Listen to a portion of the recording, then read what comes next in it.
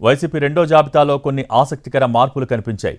కొంతమంది సీనియర్ నేతలు తమ వారసులకు సీట్లు సంపాదించారు. తమ స్థానంలో తమ పిల్లలకు సీట్లు వచ్చేలా అధిష్టానాన్ని ఒప్పించారు. ఈసారి టఫ్ ఫైట్ ఉండడంతో వారసులకు టికెట్లు డౌటేనని అంతా భావిస్తే, కొందరు మాత్రం పట్టుబట్టి తమ కుటుంబంలోని వారికే టికెట్లు తెచ్చుకున్నారు.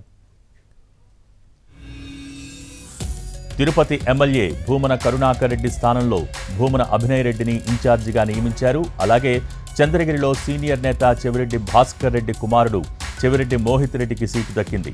మోహిత్ రెడ్డి కొంతకాలంగా నియోజకవర్గంలో విస్తృతంగా తిరుగుతున్నారు.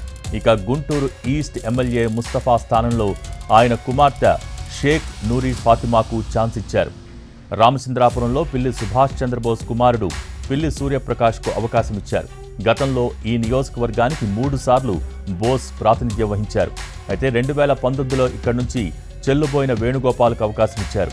ఆయన గెలిచి మంత్రి అయ్యారు. ఆ తర్వాత పరిణామాలతో పిల్లి వేణు వర్గాలు ఉప్పు నిప్పులా వ్యవహరించాయి.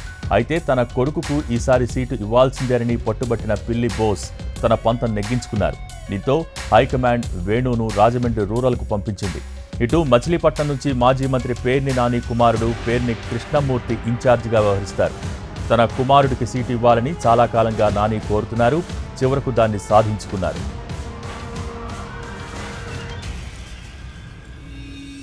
దీపం ఉన్నప్పుడే ఇల్లు చక్కబెట్టుకోవాలి అనే రీతిలో తాము ఫామ్లో ఉన్నప్పుడే తమ వారిని పొలిటికల్గా సెటిల్ చేయాలి అన్నది సీనియర్ నేతల ఆలోచన. మరి రానున్న జాబితాల్లో ఇంకెంతమంది వారసులకు అవకాశం ఇస్తారో చూడాలి.